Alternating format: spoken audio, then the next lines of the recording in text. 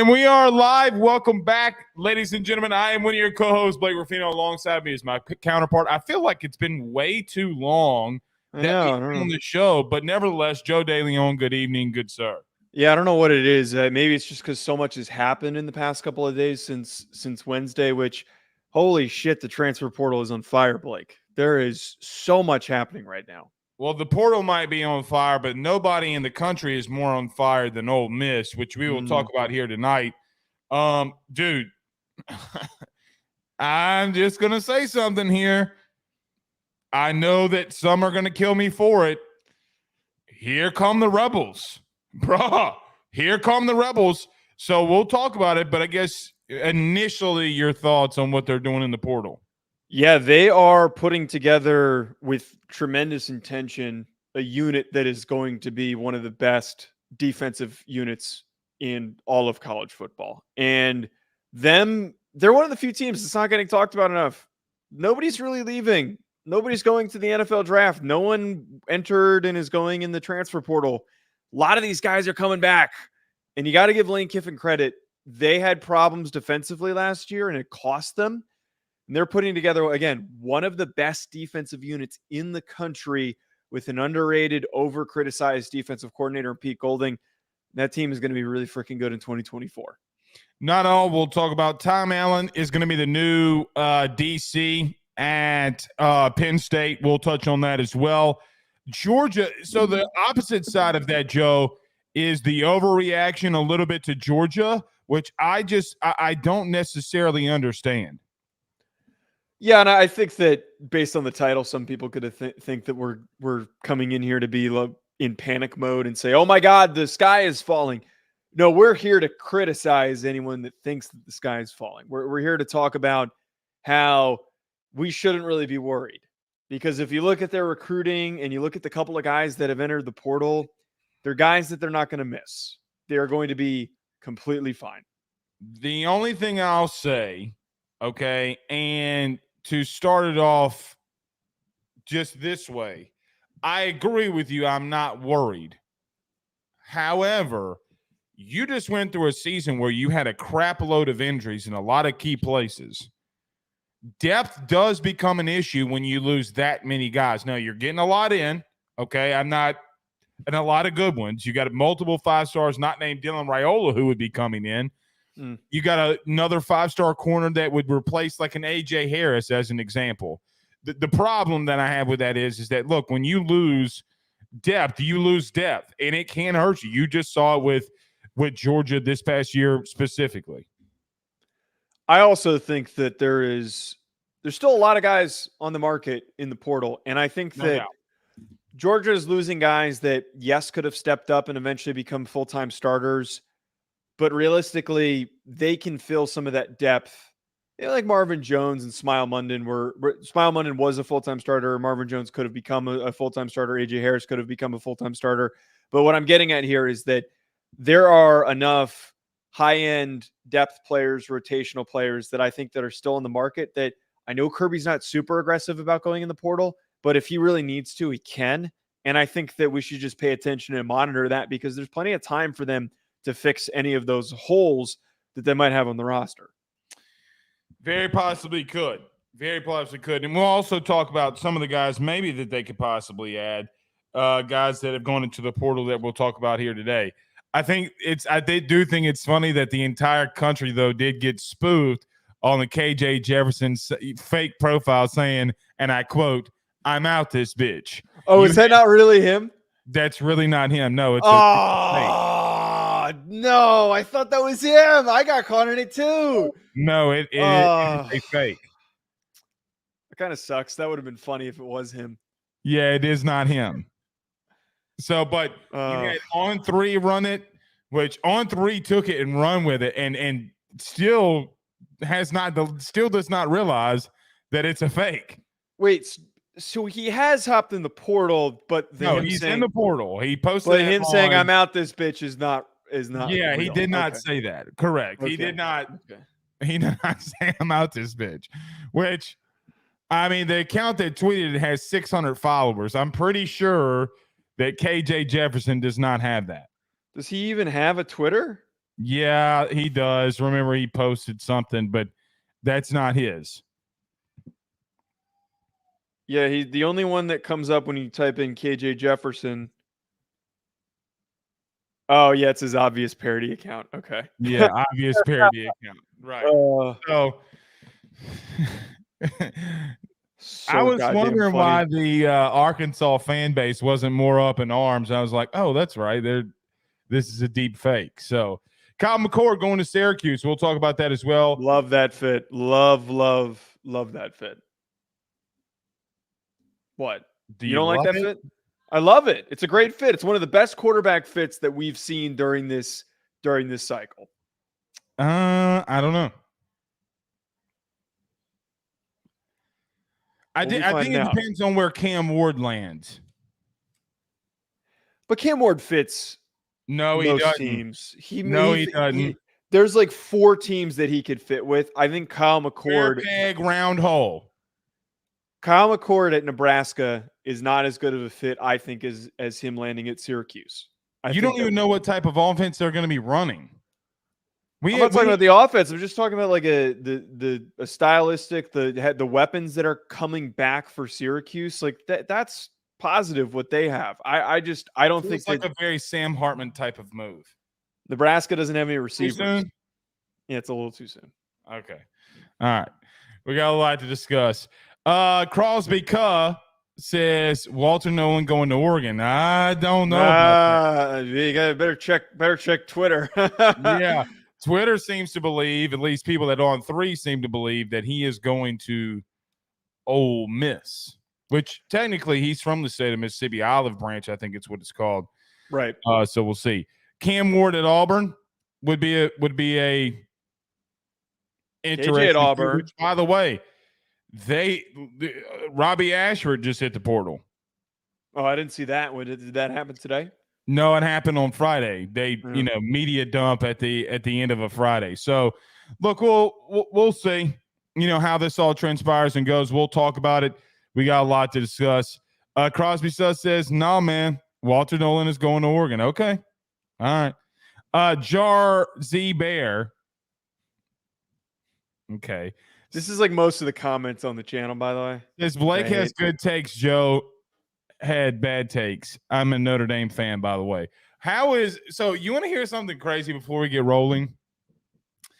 I was for sure on our Notre Dame segment of Riley Leonard on Wednesday. I was going to be the one to get roasted.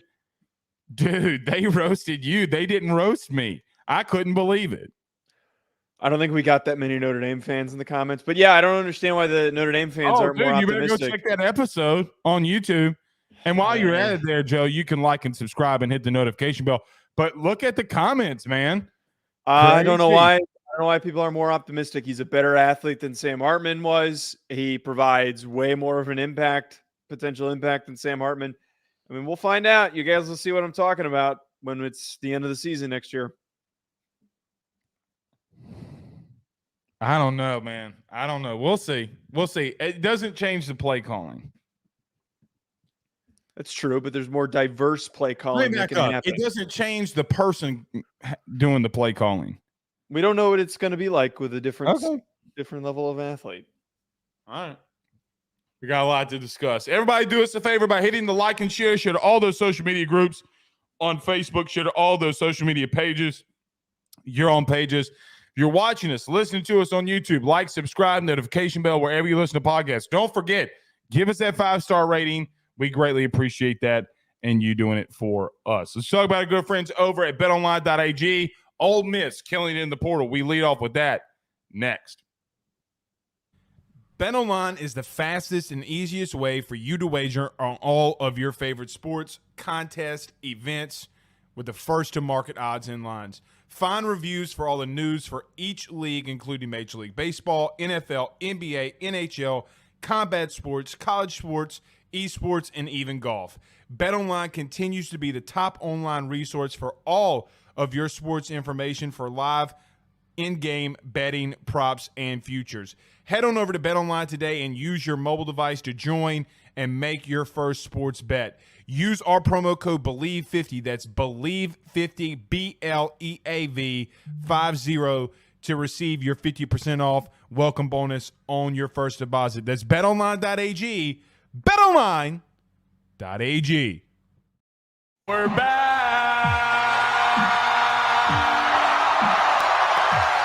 You know who may be back? Who? The Ole Miss Rebels. Well, you kind of maybe need to be somewhere before you can be back, but Ole Miss has had some years where they've been really good. And, Joe, this is shaping up for Ole Miss this upcoming year, 2024. They might have the best team on paper. They may have the best team that they've had maybe ever.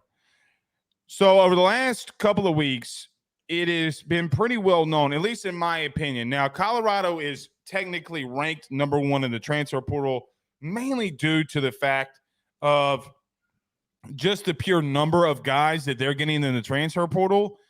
But Ole Miss, don't get it twisted. Ole Miss is winning the transfer portal, and here's why. Look, man, they're getting a lot of experience at DB. They're getting a lot of experience and a lot of talent along the defensive line. Oh, and by the way, on three, I forget who's reporting it on three, but some people are putting in their crystal balls or whatever, the RPMs, whatever they're calling them, that Walter Nolan, the Texas A&M defensive tackle, may be going to Ole Miss. Juice Wells also announced, the wide receiver from South Carolina, that he is going to be going to Ole Miss. Joe, they're killing it. The guys that they've added at important positions are going to set up Ole Miss to have a tremendous 2024 season. If they get Walter Nolan, this thing gets even crazier. But one of their biggest issues last year was defending the run, was rushing the passer. To add Tyler Barron, to add Princely Umamielen, who is inconsistent but still a very physically gifted pass rusher from Florida, and then we get to maybe possibly add Walter Nolan. Dude, this team right now is scary, scary good. And I know a lot of... Oh, my bad. No, go ahead. What were we going to say? They could be adding... So we'll talk about this in the Penn State segment with Tom Allen in a minute. We talked about this in pre-production.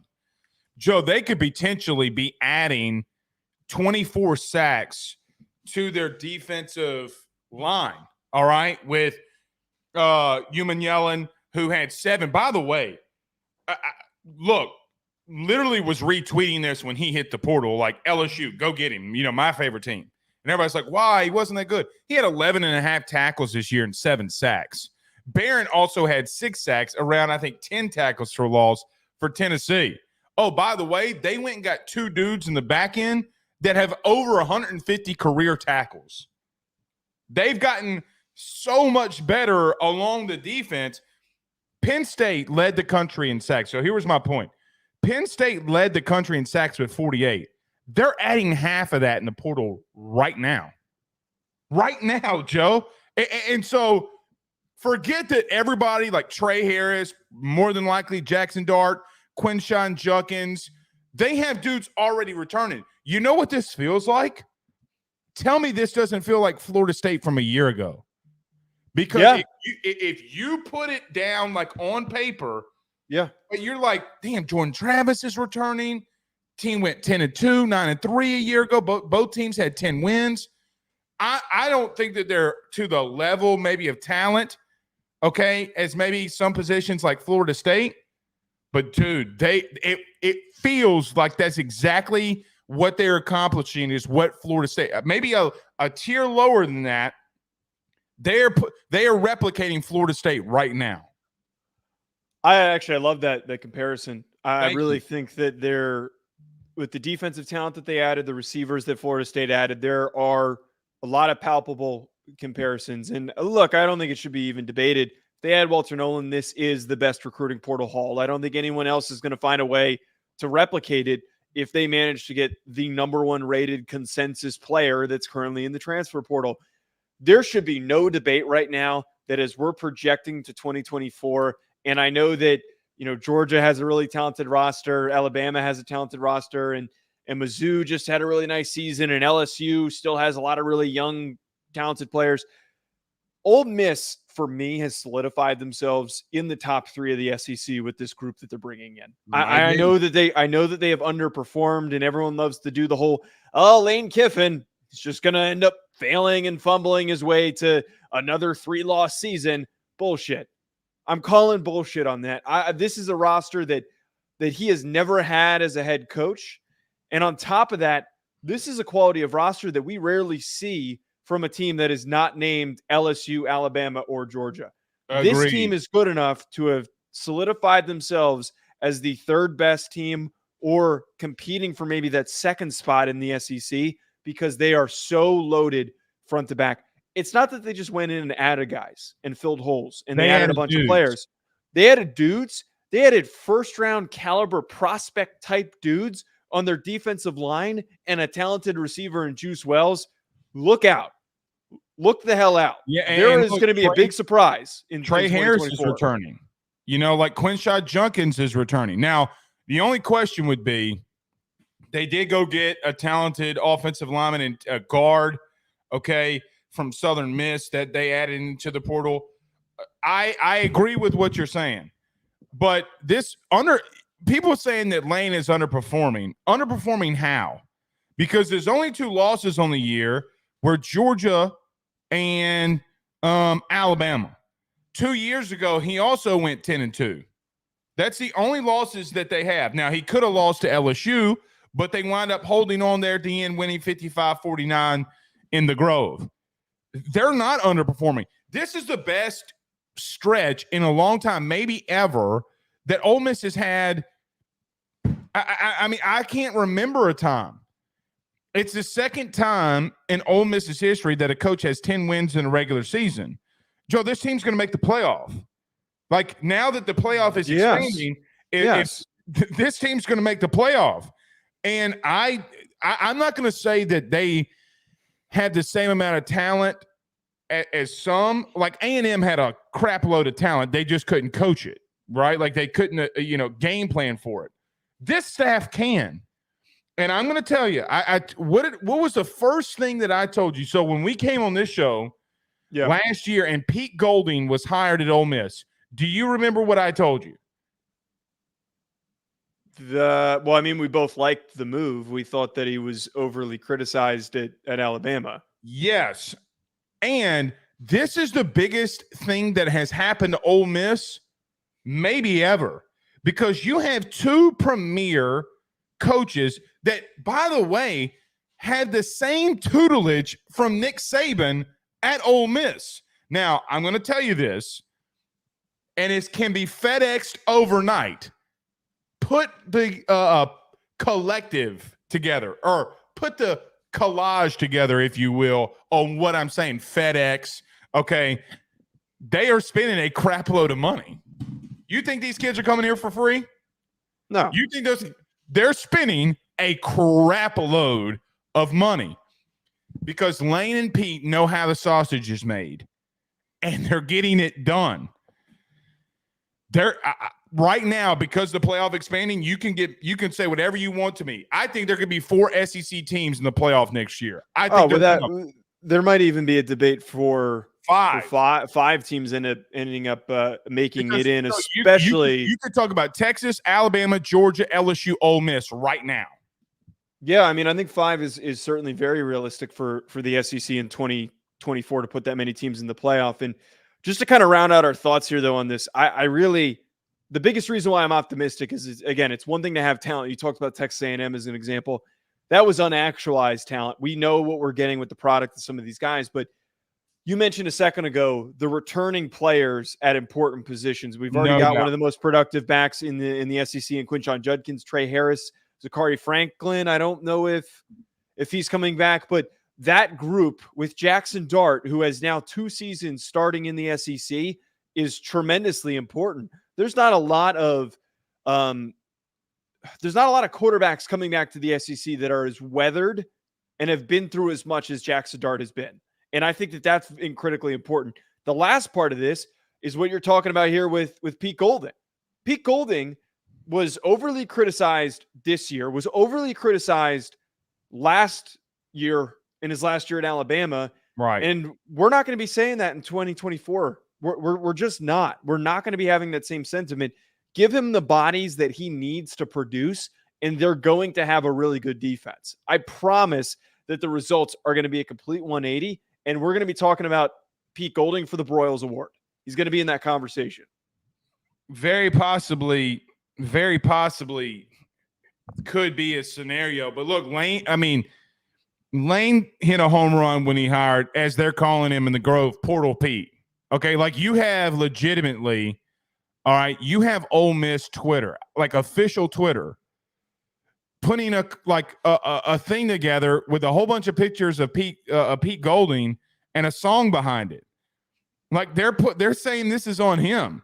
Okay, and so there comes a point in time where one thing I've thought about too. Remember Lane Kiffin trolling Jimbo Fisher saying they're paying for everybody? Well, now you're doing the exact same thing. And you know what? If you're going to troll somebody for doing what's exactly what it is that you're doing right now, you better win. You better win. That's true. That's very true. I mean, Kiffin has done this whole shtick for a while now, where he makes fun of the other coaches. Some of it's in jest, some of it is malicious. But one thing I have to add to this, though, Blake, if there is a caveat to the discussion, I am a little bit concerned with their high school recruiting, because there is a pretty big drop off from the portal haul that they've got coming in, and then the class of 2024 kids that are coming in, because they've got a couple of 4-stars. And I know that it's very easy to say, oh, the recruiting rankings aren't reflective of how the staff views these recruits. It's still a pretty good measuring stick, a pretty good barometer for a level of talent. They're ranked 20th right now on 3. So they're not exactly in that upper echelon. They've got one of the lowest SEC recruiting classes for the 2024 cycle. Now, is there time for them to maybe pull and flip some kids? Yes, absolutely. They're being very aggressive right now. And I think that it's going to be easier to flip kids when they can point to and say, look at these upperclassmen that you're going to get to play with before they go on to the NFL. You're going to get to learn from them, and then you're going to take over, and we're going to be in the national championship conversation. But until I see it, it's not great to be in that 20th range. They got to do a lot more in the high school recruiting. We just spent a second in the open, and we're about to talk about it with Georgia in a second, about how having depth is important, and where you get depth is good high school recruiting, so that if Walter Nolan or Tyler Barron or any of these guys go down, you can bring a freshman in that has tools that can play at a high level if he's called upon to do so. Two things. They're killing it in state, though. They've never done this. That's true. They're killing it in state. They're running the state, and I'm going to tell you, they're locking it down. Second thing, Patrick Kill saying that Golden had every opportunity to succeed at Alabama is what he comments. He's not going anywhere else. He's a recruiter, and that's it. That's not true. That he had a top 10 defense at UTSA of all places. He had since 2018, he was there from 18 to 22. He only had 1 year where he didn't have a top 10 defense, and it was actually 13th. So what are you talking about? If you give Lane Kiffin a top 20 defense, you're in trouble. They're in trouble. Like, dude, the dude won 2 national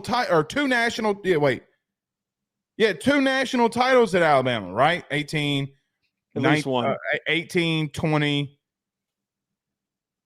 I think you're right with 2. I also think the thing with Pete Golding, though, yes, Will Anderson was on the last year that Pete Golding was Walter the defensive coordinator. Nolan's about to be on there. This is Ole Miss we're talking about, Joe. This isn't right. This isn't LSU, Georgia, A&M. This is Ole Miss we're talking about. Yes. What I was going to say, though, is that final year that he was there, that they, again, statistically were still one of the better defenses in college football, that was considered a bad year for him.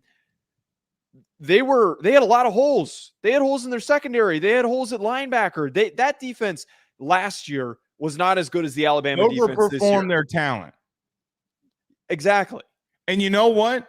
I hear people, Joe, talking about that Tennessee game, right, as one that he fumbled.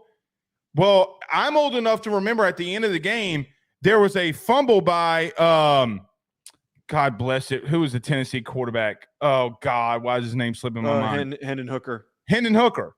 I'm old enough to remember when Hendon Hooker fumbled the football, Ole Miss scooped and scored. And then you went 3 and out the next time that you got it on offense. Like what? Anyway, we're spending way too much time on it. I'm just saying the dude can coach. He's from Louisiana. He's from Hammond. Joe, we're from the same exact place. I know people say that I'm a homer to him, but the truth is, and guess where he's, just throwing this out there. Guess where Southeastern Louisiana. I'm just, just saying. Just a line of final thought. Kevin Steele's coaching the guys that he recruited right now. That's like we need to remember it's different chef that's cooking his goddamn recipe. So like we need to recognize that what's happening here, that credit needs to go to Golding Moore, which is I hate how much he's been criticized. Right. All right. What do we need? You want to talk about another DC and Tom Allen really quickly to Penn State? Yeah, let's hit that quick before we get to Georgia.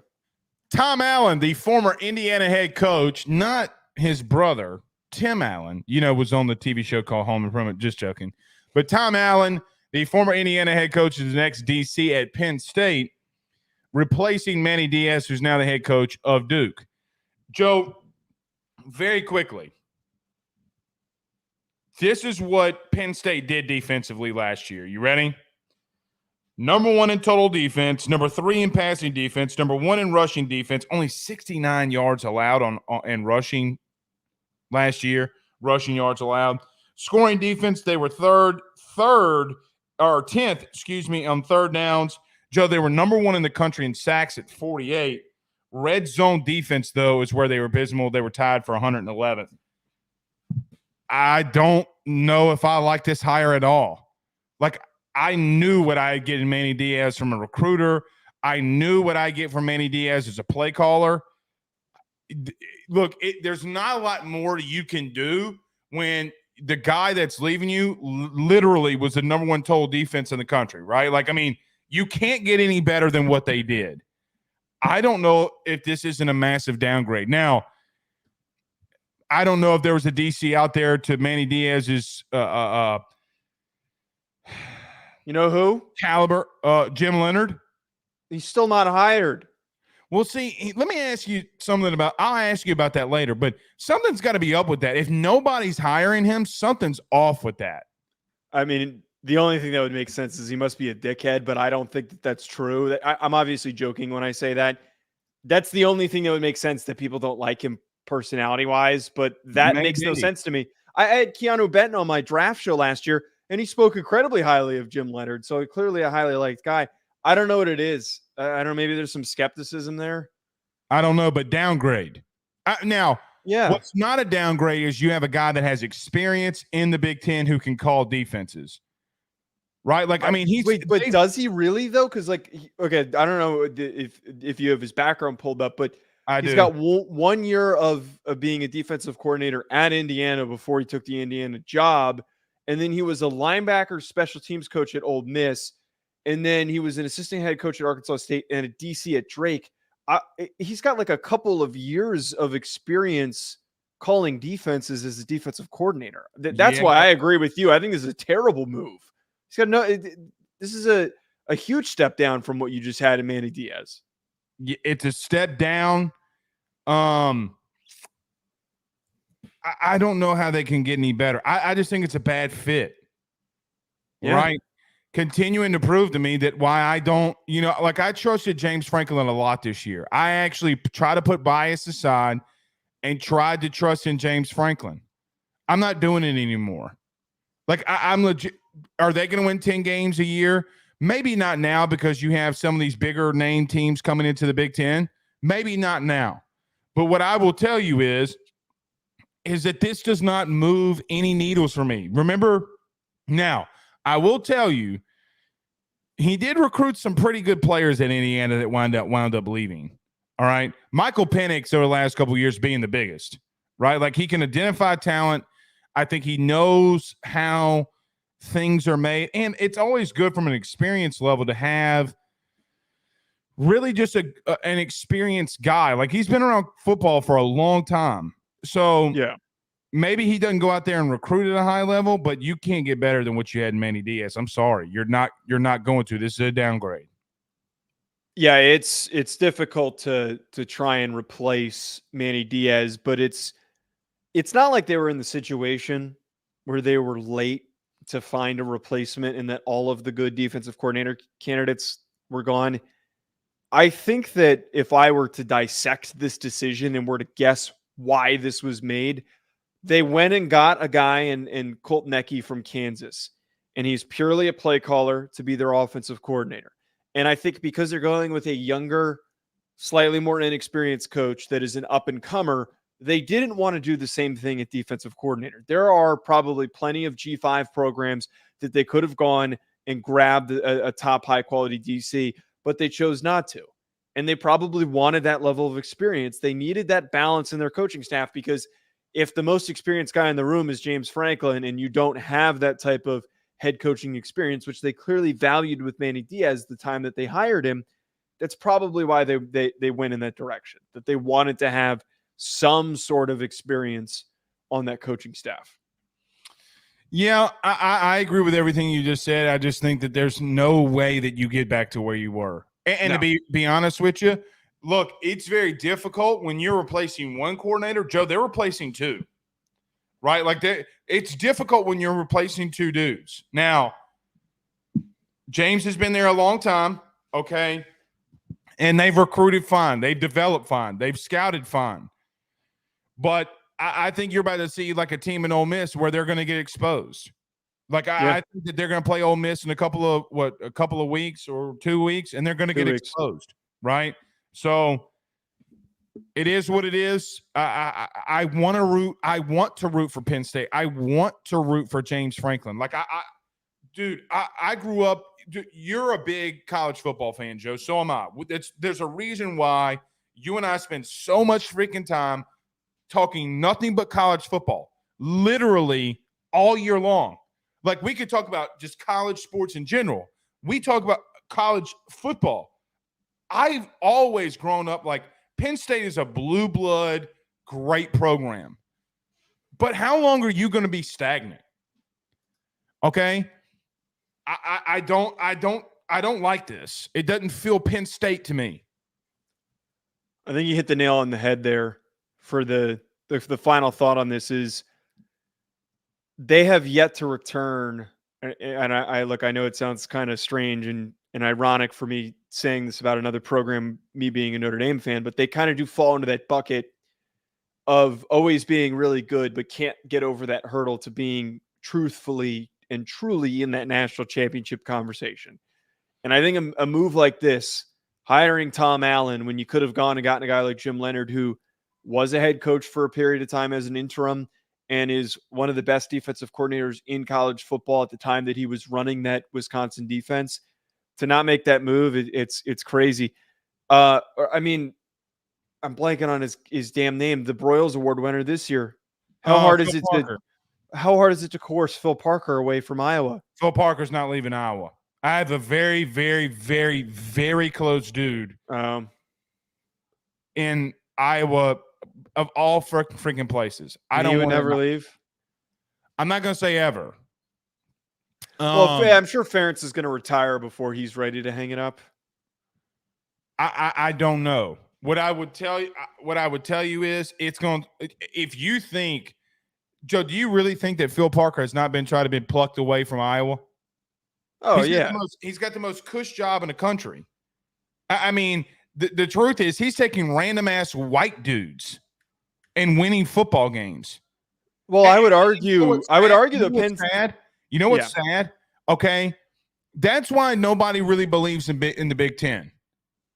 Okay, like I'm just being real, Joe. There's not an offense in the Big Ten this year that's worth a damn. Not one. Like people say, oh well, we're good. Michigan's really. Michigan's got a really good run game though. Like you can't say that it's bad. It's still yes, they do. Come on. No, they don't, because you know what's going to happen. And it kills me as I'm wearing my LSU HomeField apparel shirt where people go and they put in the promo code Ruffino Joe. They get 15% off. Okay. No shameless plug there. Watch what happens when they play Bama. I think you're going to be a clapping is coming. Rudely awoken. All I was going to say though is that Game of Thrones. I don't. You ask me that once a week, and I don't. The Night King's coming. His name's Nick Saban, and his target's Michigan. Good luck. Look, Phil Parker going to Penn State, though, I would argue would be a desirable move for him to be a defensive coordinator still in the Big Ten. I don't know. It sucks. It sucks that they didn't try to go and grab somebody that was more premier. What's happening in the comments? Frederick Meredith, which, by the way, the name Frederick Meredith might be the whitest name that we've ever read on this show, says white dudes can ball too. And you know that he's white because, Frederick. Oh, my God. All right. Well, look, he just said this. Frederick says Michigan's going down. Only white people put the thumb down emoji after going down. Well, and also the yellow hand is kind of yeah. All right. Let's do this, Joe. Just got done talking about our good friends over at HomeField Apparel. I got a new shirt. Guess what school it is? Hold on, I can't really see. Move your microphone. So I did the mystery box, and this one was cool that they sent me. It was really cheap. I'm gonna say it's Idaho. No, it's Boise. It's Boise State. You didn't let me finish. Oh. Where's Boise located, Joe? It's in Idaho. Okay, I was building up to. Okay. I completely, and of course you like mystery boxes, don't you? All right. They sent me it. It was very cheap with the promo code, and they were doing a special with the promo code. Dude, I got 2 shirts for $20. It was so cheap. Sadly, that promo is now no longer available for our listeners, but I got this one. The other one kind of sucks though. It's it's an UNC shirt, and it says like I'm Tar Heel born, which is kind of weird because like I've got no association with UNC, so I can't really wear it, but still great quality.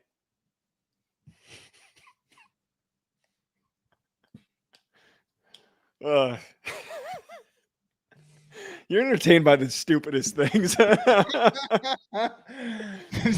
good friends over at HomeField Apparel. Joe, a lot of people freaking out about Georgia. We talk about that next. Ruffino and Joe Show is brought to you by HomeField Apparel, which is the best, without a doubt, premium collegiate apparel brand that is out there. They have over 150 different colleges that you can choose from, whether you're an Illinois fan or a Rutgers fan, maybe you're an LSU fan like Blake, or maybe you're an Alabama fan, whatever it is, even Idaho. They have so many different designs for so many different football programs that I can guarantee you're going to find some great stuff to help root for your favorite team. I've already gotten my Notre Dame stuff. Blake has his LSU stuff. Make sure you head on over to homefieldapparel.com to check out your team's collection of clothing apparel that they have on the website. And when you do so, when you check out, make sure you use promo code RuffinoJoe to get 15% off your order. That is RUFFINO, Ruffino Joe. Head on over to homefieldapparel.com and get your college gear today. You know what I was really entertained by today? What? The Italians in New Orleans defeated Tommy DeVito and the New York Football Giants. What are you talking about? What Italians on that Saints team? Excuse me? You're saying that you're making it seem like the Saints are like packed with Italian guys. What are you talking about? I said the New Orleans Italians beat the New York. How many Italians is on? We got Tommy DeVito. I'm sure if I went through the roster, I could find a couple more. But that's all that matters. We got Tommy DeVito. Well, you still lost to the Saints. You got a Mormon guy playing H-back for you, man. Get it together. I mean, he's always there. Do you have a dog? No, I live next to the elevator. I didn't know that's crazy. You could hear that. And people's loud ass dogs come strolling by. Keen ears for dog barks.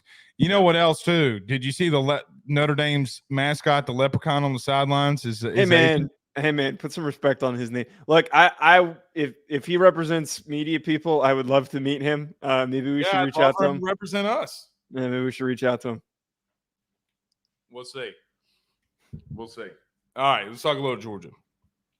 Joe, over the last couple of weeks, or not weeks, I guess less 7 to 10 days, a lot of people kind of been freaking out about Georgia and a lot of players hitting the portal. Look, have they had some great players, but really good players hit the portal last couple of days, last week or so? Yeah, they have. All right, like I'm not going to deny that. They also have the number 1 class in the country coming in. Like they still have dudes, Joe, in 2024 that are coming in that can replace a guy like AJ Harris. Ellis Robinson IV from ING is coming in. It's a 5-star corner. They got Andre Evans from Tennessee who's coming in. That kid can cover. Am I underreacting to this? Now, I will say when you lose that many dudes to the portal, depth can become an issue. All right, like Georgia's not excluded from that, but they already have really quality depth at these positions any damn way. Why am I not overreacting to this? And why are so many other people overreacting to it, in my opinion, at least? Because you shouldn't be overreacting to this. We always become prisoners of the moment when we see a couple of guys in a short period of time enter the portal, and it's like, oh my God, the sky's falling. This team is screwed. They're going to have a down year in 2024.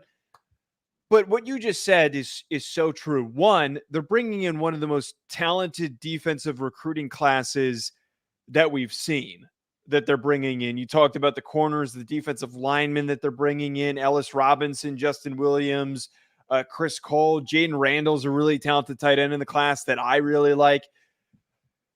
They are always going to be able to refuel.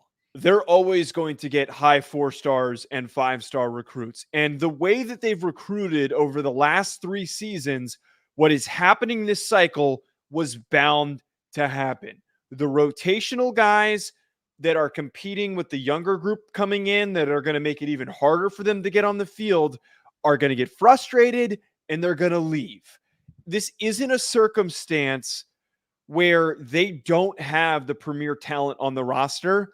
It's not like Texas A&M right now, who all those guys are hopping in the portal and they don't have the recruits coming in yet with a new head coach. I agree with that. There is such a good foundation that even if they lose Marvin Jones Jr. and AJ Harris, they've got so many guys coming back, and they've also got so many guys that are going to fill in for those spots. It's fine. Some guys don't like competition, and some are going to want to go somewhere that they get guaranteed money and that they get a guaranteed starting position. It's going to happen when you recruit as good as Georgia does. I mean, the other part to this too, though, the Jamon Dumas-Johnson departure is the one that I think had people most freaking out.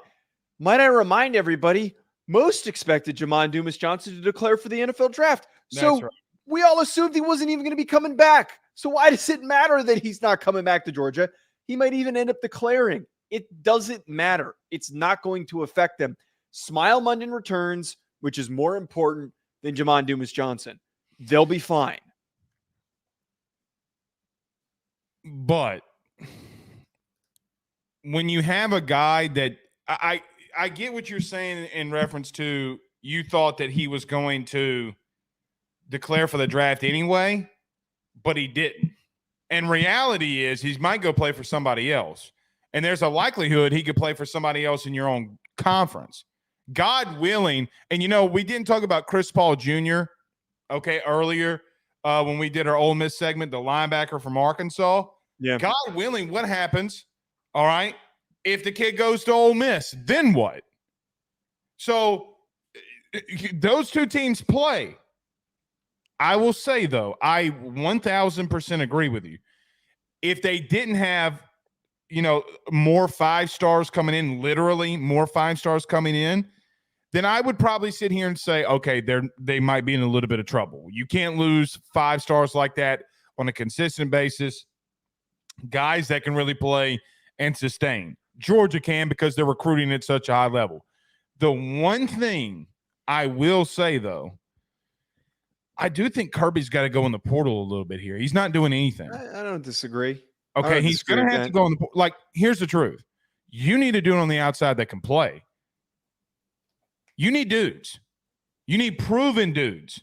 Like, what happens if Georgia gets in the running for a Juice Wells? Yeah, they should have been in that conversation, and they weren't. You told me, all right, during the offseason that Alabama doesn't have the wide receiver talent. And I said, Joe, they do have the wide receiver talent. They're not showcasing it. Isaiah Bond might be the hottest wide receiver in the country right now that nobody's talking about.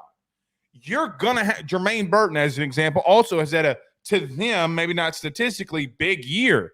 You got to go get dudes, man. And that's the only – and I know Georgia fans are going to kill me for this.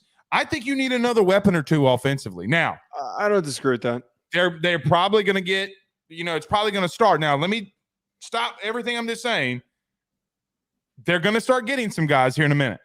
Trevi Etienne is still in the portal, and they need a back. So, and he's very heavily rumored to go to Georgia. Yeah. They're going to do some things. I'm not saying they're not. I just think that they, for me, like, and I'm cherry picking. Like, I'm very much cherry picking on what I think Georgia needs to do.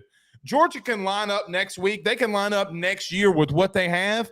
They're going to dominate people. Okay, like don't get now. They got a brutal schedule, but they're going to dominate dudes. All I'm saying is they're recruiting at too high of a level. They got depth coming back. Some of it you need quality depth, and maybe that you take a hit there, but or experience depth. I shouldn't say quality depth. You're taking a hit at experience depth.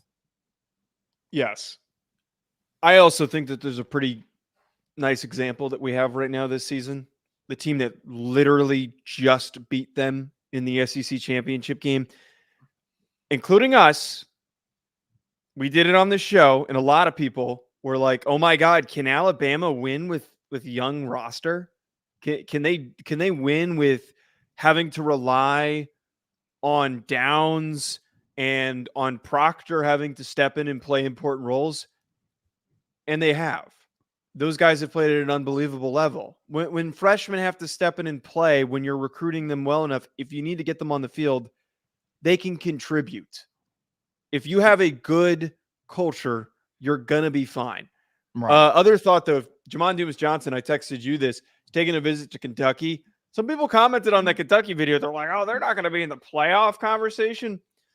I still stand by that statement, dude. If that roster, if they get Jamon Dumas-Johnson, they're continuing to do some really nice things. Yeah, and I think that they've recruited really well. They need to get better, a little bit better, in my opinion, on two areas. I think that Georgia's going to be fine. They're going to get ATN. They're going to be fine there. They got some backs coming in. They're just not a team that I worry about. Like, I just don't. I mean, stars ultimately do matter. There's a reason why teams that don't recruit 5 stars like this aren't winning national titles, because look, you're going to hit more times than you miss. Yes. I will say this. I texted you about a rumor, and I can't speak on it because there's not really a lot of sourcing behind it, but there was a guy that I texted you a week ago that was rumored to maybe enter the portal. If they lose any of their premier guys outside of Jamon Dumas-Johnson, then we can freak out. That's all I'm going to say. If what I texted you about comes to fruition and any of those big guys do enter the portal, then yes, we can freak the hell out. But I don't think it's going to happen. Yeah, not hitting the portal. All right. No. But if it did, though, I'm just not – look, I think that divisions aren't here anymore. And look, we didn't talk about this in the Ole Miss segment. Ole Miss does not have a brutal schedule. Georgia does, though, but Georgia can sustain it. Georgia can – look, they're going to run the football at an effective rate. I think they'll be fine. Now, you got to replace Brock Bowers. It's a big thing to replace, Joe. I mean, for the first time, you start sitting here and saying, okay, well, do they have talent? Yes. Or do you need to put them in your top 5, top 3? Yes. Okay. You also got to see some of this talent develop a little bit and see it on the field. I mean, dude, right now I'll put Georgia at number 2 for me. I don't care. Okay. Like, Georgia's going to be in my top 3 going into next year.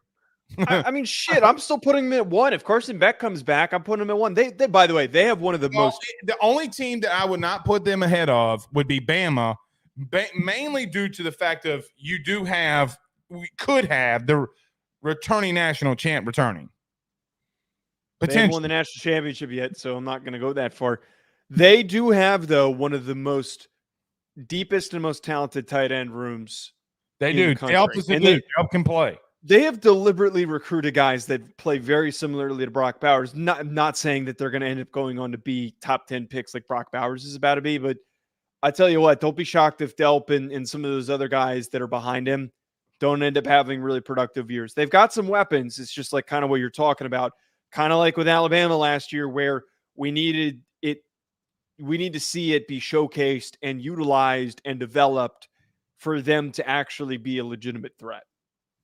Don't disagree. All right. Want to talk about some of these portal, some of the news in the portal? Where do you want to start first? Let's start with our good friend Kyle McCord. Let me say this. Frederick said that Cedric Van Granger is going to be difficult to replace at center. I 1,000% agree with that. 1,000%. And look, they played a lot of games. Well, they played Clemson week 1, and you could say whatever you want about Clemson. Okay, I get it.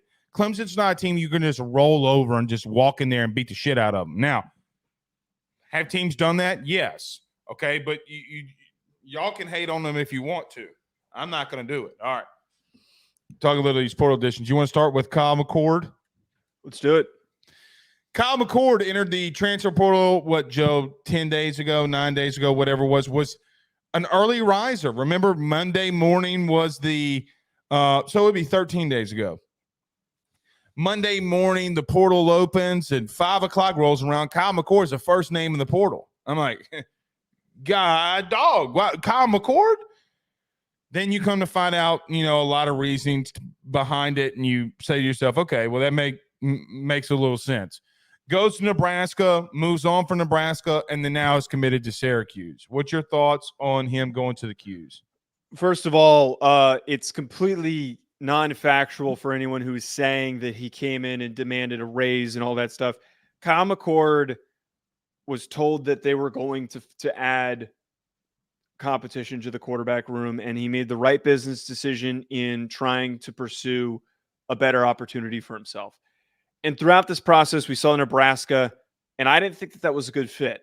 And just simply for him to transition from a Big Ten school to another Big Ten school that is more run-centric, that had a lot of trouble throwing the football, that had a total lack of success moving the ball through the air, not a lot of receiver talent, all that stuff. I didn't like that. And then for the possibility to be competing with Ohio State in the Big Ten, he was going to be cast in such a negative light like he's being right now. People are trying to cast him in this negative light that he was immature and didn't, demanded and made some crazy demands. Him going to Syracuse, I think, is great because he's going in a conference that is a little bit up in the air in 2023 outside of Florida State and Miami. There's a lot of room for teams to do some damage. I put Louisville in there. In Louisville, sorry, I forgot about Louisville. Mm-hmm. That roster has added 2 talented receivers in Jackson Meeks and Yazid Haynes. They already have a 1,000-yard rusher in Lakeem Allen, and then their tight end wide receiver hybrid, Arande Gadsden, had almost 1,000-yard season 2 years ago, got hurt this year. Guy is extremely talented. That offense is capable of being very explosive, and he's getting the transition from a team that I felt like was putting a lot of pressure on his shoulders to perform. I don't think it's going to be the same thing here with Syracuse in 2023. I love the direction that Fran Brown has this team going in, and this schedule that they're going to be playing. Do not be shocked. Do not be shocked if Syracuse isn't a 9-win team next year. They absolutely can accomplish that. Ohio State would be 11-1 if me and you played quarterback there. Stop. I was critical of him. We were both critical of him. He played like shit, but he still played well in other games this year. He's still a former 5-star good quarterback. Well, so is DJU. DJU stinks. Okay. I mean, he's still a former 5-star, quarterback. I like the fit in the sense of that for Syracuse more than I do Kyle McCord. Let me explain. We have no idea what this is about to look like. Now, we can have a somewhat of an understanding. Now, I think Syracuse, they sit good for, a good defensive line. Like I think the Diggs kid from A&M, he may be going to Syracuse. They'll add some pieces. But I just don't know how much of it makes sense at the current moment for Kyle McCord, because you don't know how your first-time head coach ever. I think it's a little risk. I think it's less risk of knowing what will happen with Matt Rule versus him going to Syracuse. But he gets out of the Big Ten. He doesn't have to hear the shit all the time. Okay, he can go and redo some things. He'll be in New York, and if he does good, there's no telling what will happen for him. I agree that they could be an 8, maybe at max 9-win team as of right now, knowing what I know right now, okay, in December. But Notre Dame rotates off, if I'm not mistaken. Like, they don't play Notre Dame next year, right? They don't. Okay. Their hardest games. It's Miami, right? Like, they're hard, like you said in pre-production. They're Miami and NC State are their 2 hardest games. They're non-con. This is the crazy part. I pulled up their schedule and I was like, okay, who's going to be their challenge in non-con? Ohio, Army, Holy Cross, UConn. Hey, don't sleep on Ohio. Did you know quarterback just transferred? Curtis Rourke just transferred. Did you not just see that ball game? Yeah, they Ohio screwed me. I took the under. They played Georgia Southern that lost 4 games in a row. Ohio. Never. By the way, their quarterback just talk about some of these games before we wrap it up out of here. Just throwing it out there. They're all like G5 games. Okay. We can if you want to. Montana. Let's go, Grizzlies. That game was crazy. Dude, the Montana fans hate me. So I said it. I liked it. Look, I think it's big for Fran that he gets an established, experienced quarterback that can play and has played at one of the higher levels of college football. Just at the current moment, I don't know how much sense it makes for Kyle McCord. That's all I got to say. Because there's nothing else, Joe, that I can add there. I think the kid's going to get better. I think he's going to face lesser competition. But that's kind of what I'm getting at here is there's less of a gauntlet. The corners that you face in the Big Ten are not – it's not like you're playing SEC or Pac-12 caliber corners. But the front sevens that you're getting that are just kicking the shit out of you on a week-to-week basis, there is a huge difference between the ACC and the Big Ten. He's not going to get hit as much, and he's got all these weapons to work with. I just think with all of his presented options, the only 2 that seemed like they had actual smoke to them were Syracuse and were Nebraska. And I think Miami was rumored, and it seems like they were treating him as all these other teams were going to treat him like a secondary option. And he shouldn't, he should respect himself enough to say, I'm not going to go somewhere that's going to say, let's just wait till Cam Ward decides and then you can come, buddy. Who literally could be the guy who ends up taking his job at Ohio State. It's better for him to go somewhere that has prioritized him. And I think that Syracuse is doing that.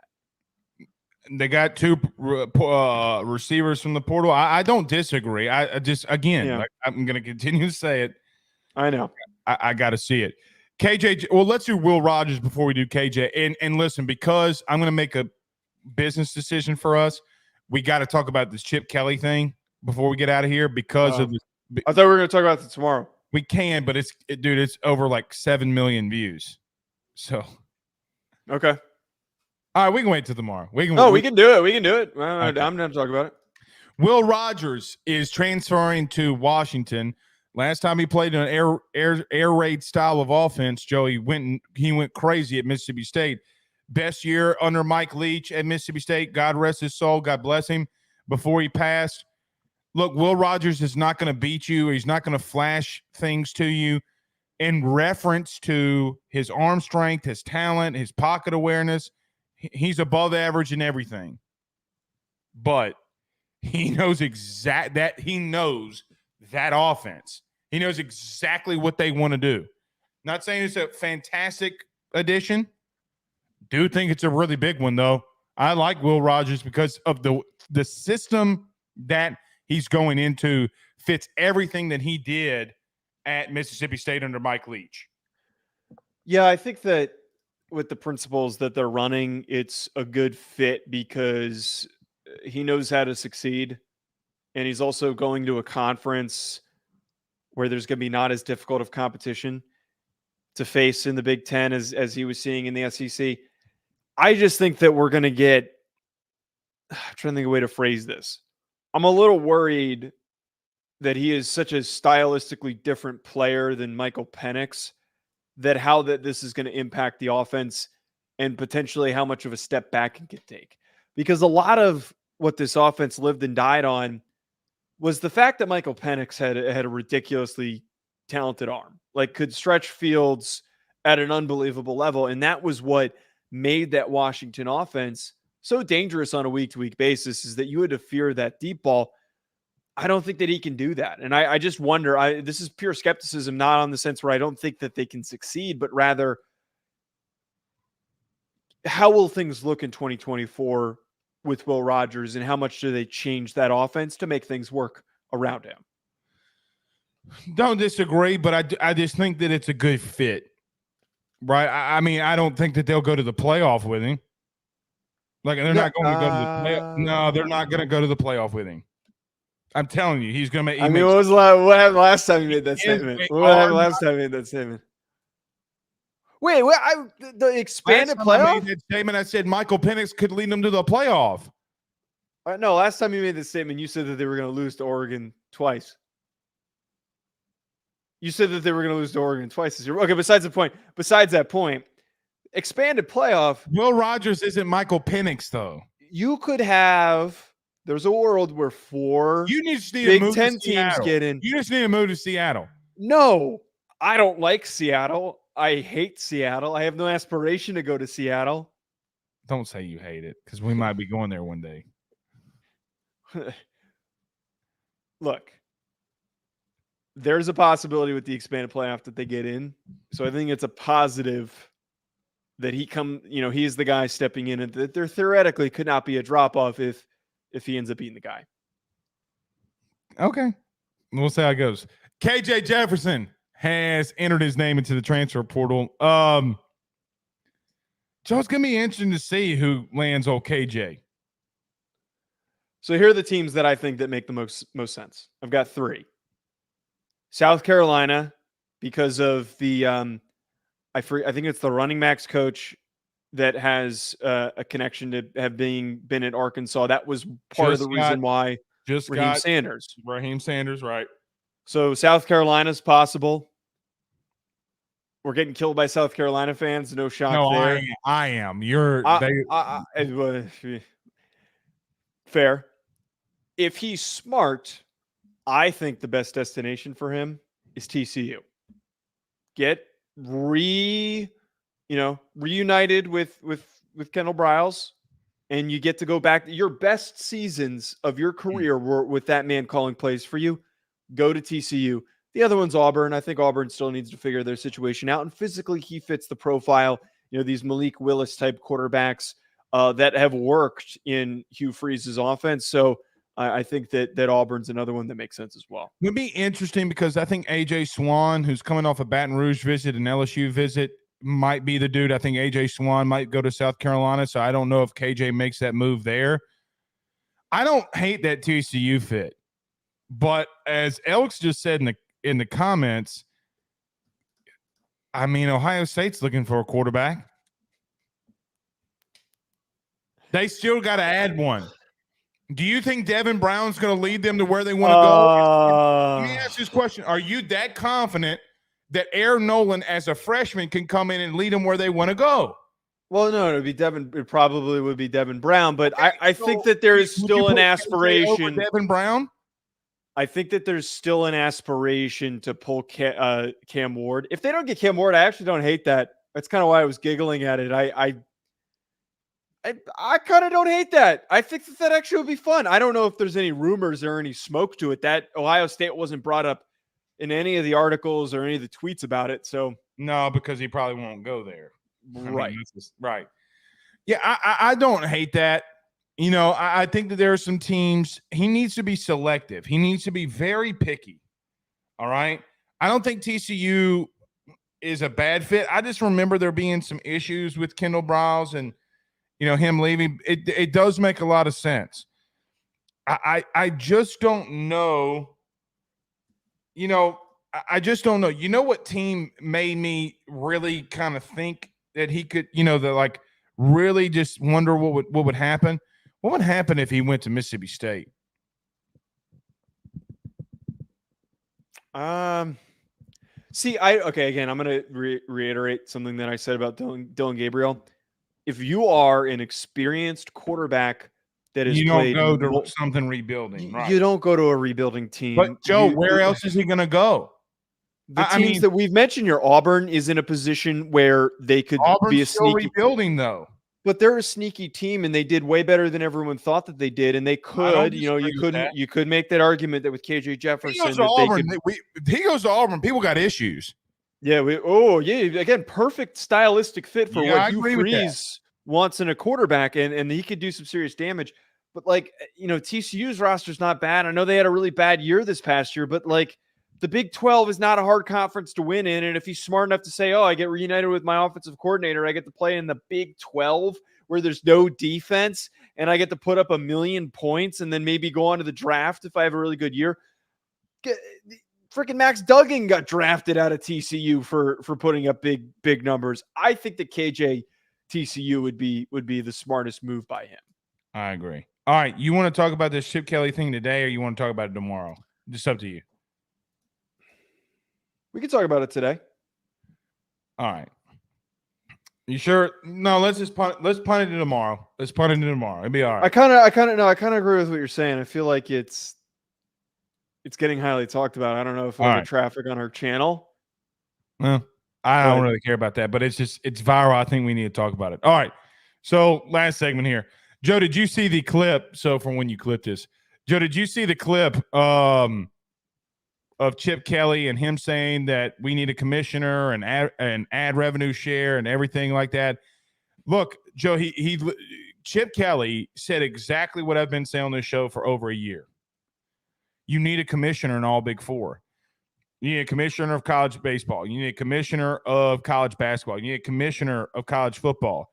You need a commissioner of women's basketball. Until they do that, let me give an example as to why. Malik Murphy, all right, the backup at Texas, the quarterback, cannot legitimately go into the portal or has to go into the portal and not play in the playoff games because he has to hit the portal if he's got a 30-day window, right? The timeline's all messed up. Now, it does go a little bit with enrollment in school. I get that, right? Like, I understand that. But commissioner of football, somebody that knows what they're doing, can make a better timeline for college football. The timeline's messed up. The ad revenue share. I 1,000% agree. Joe, look what teams and schools are getting paid for ad revenue shares. Right? I get that these kids, football specifically, are making money via scholarship. That's the argument that everybody makes. Oh, well, their scholarship's getting paid and education's being paid. No, here's the truth. The school is paying the scholarship because they want them to come there and play so that they're good on the field. The education for a lot of these big programs is an afterthought. Yes. Okay, so they're getting paid the scholarship. Don't even come here with that argument. I think what Chip Kelly said was arguably the smartest thing I've heard a head coach say in a long time. He's not wrong. He's so right. And look, I know our buddy Pate State, who has come on this show, and I talked to him about a lot of this stuff. He wants to be the commissioner. Hell, make him the commissioner. He'll hire us. Okay, I love a job as being in the college football commissioner's office. You got to do it. We're going there. This is insane, man. Let the NCAA be a governing body. They need to. I mean, we just need the teams to rally together, and we need some sort of. Or I think the way that maybe this gets set into motion is if the Big Ten and the SEC combine forces and they have a legitimate merger. That's what we need. We've got too many solo operating entities. I mean, shit, Blake, I'll go as far as to say this. Chip Kelly should retire and become the commissioner of college football because clearly he is the visionary that we need. Nobody has gone out of their way to make a statement like this, to propose something that would be so effective. I thought that in part of what he proposed was a separation and a clear line of separation between the P4 and the G5. The teams that have a lot more money and support going into the program, and then in the lower level teams, and there's still cross competition between them. And I think that there does need to be regionality and scheduling, and then just like the NFL where you play your region and then one season you play the East, you play the North, you play the West, and the way that he described it I thought was great.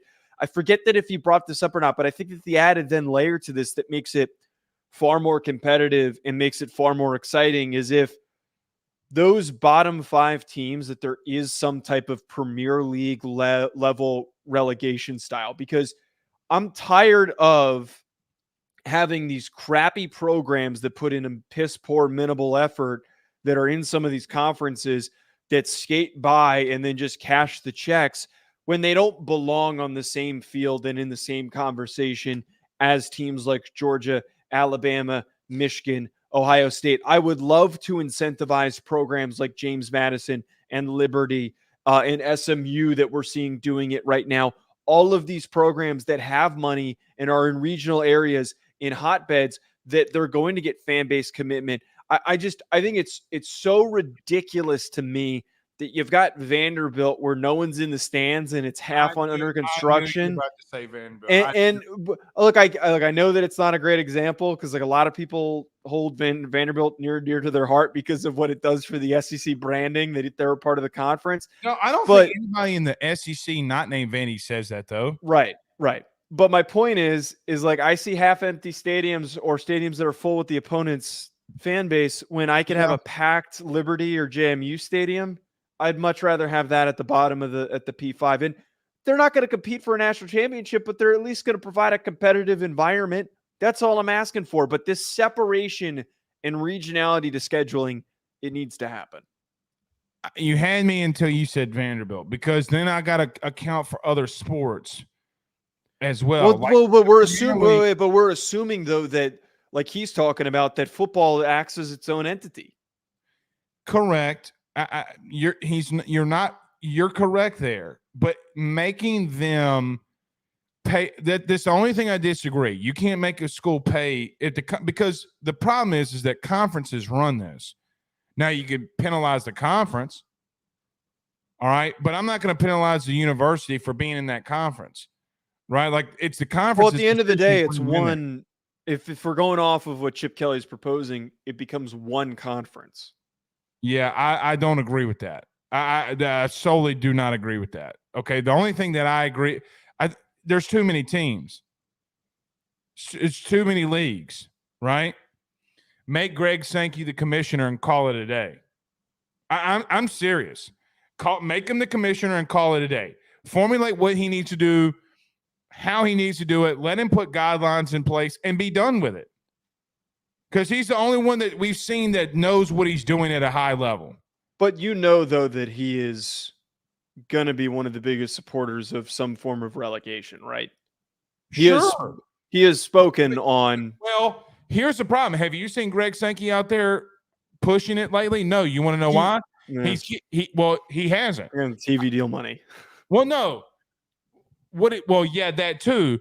But the problem with why he's not doing regulation or anything like regulation NIL was because he keeps going to court and getting his ass beat, and he doesn't want egg on his face. I said relegation, not regulation, but I know what you're saying. Regulation, no. He's spoken on though. What I was saying though, that he has spoken on the thought of having it mirroring the Premier League. Okay, I thought you meant like no. Okay, makes sense, but. No, I don't want soccer. Ain't got shit to do with college football. No, but it is the only league in the world. They also aren't going to school. There's also not a transfer portal. But it's the only league in the world though that has this many teams and this many different levels of quality of competition. Okay. That's the whole point. I'm not going to fight that. No. The short answer and the right answer is no. You know what the commissioner needs to do? Fix the timeline. I feel like I'm in an episode of Loki. Which timeline am I going to go to today? Yeah. All right? You got to fix the timeline. I hate this. I hate to say that, okay? But you know what would happen too? If you change the portal back some, less kids would be able to go into the portal. Here's the truth. You ready? Less kids would be able to go in the portal if they can't enroll into that school. They'd have to sit out. And it'd be a lot harder for them to go to a semester, walking to class every day. Oh, you coming back? You coming back? You coming back? You coming back? I'm telling you. I think at the end of the day, the best way to fix the portal stuff is that if you sign an NIL deal or you sign some type of payment, which is kind of what's been proposed here by being proposed by Chip Kelly, you should be required to be there for a certain period of time. And there should be some sort of process instead of just texting your position coach like, hey, I'm going to the portal. Sounds like a guy who's mad that Dante Moore didn't stay. You think Chip's mad? I think just he doesn't like the world. I think Chip's got a chip. An NIL deal. Chip, you mean the school was paying him? I mean, you got boosters that are paying NIL deals. You got collectives. You're not paying it. See, here's the biggest, and we yelled about this so many times. Joe, you got normal fans and human beings and businesses, okay, funding this. The school isn't even touching NIL. That's why it's a problem, and that's why I've continually said there does need to be some level of regulation. Here's the truth. They are acting like they're fighting it. Schools aren't fighting it. They're fighting it because some schools don't have enough money to get there.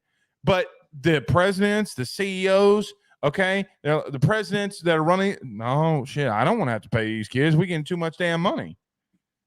Now we're making fans having to pay. Dude, I'm telling you, that why would a president want there to be a TV ad revenue share when boosters are the ones that have to pay these NIL deals and not them? Right. I actually, and you didn't agree with me on this, I actually thought that one of the things that Charlie Baker brought up can provide a lot of chokes on a Popeyes biscuit. Look, I think though that this thought process of the schools signing these players essentially to NIL deals, there are so many creative ways that you can get a lot of things out of signing an NIL deal from the university to the player, where you pay them to be a part of media appearances, and then you can bundle and package that and sell that to fans, a part of the TV deal. I mean, we're already kind of seeing that right now. And if it's just a naturally occurring thing across college football that guys are getting paid to be representing the school in marketing and in videos or whatever it might be, that's the better approach for doing this instead of letting fans and businesses manipulate a kid's decision making.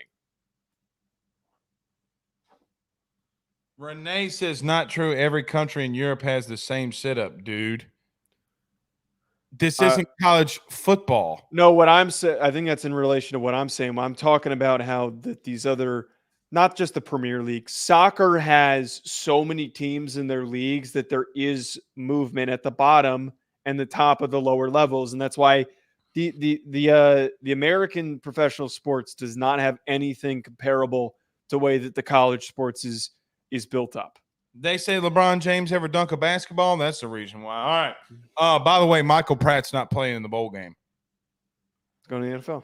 Oh, huh. Funny. When Notre Dame was tampering, remember when I told you Notre Dame was 1,000% tampering. Know it for a fact. No tampering.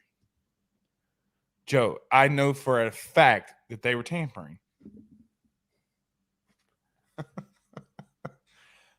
See y'all tomorrow. Peace.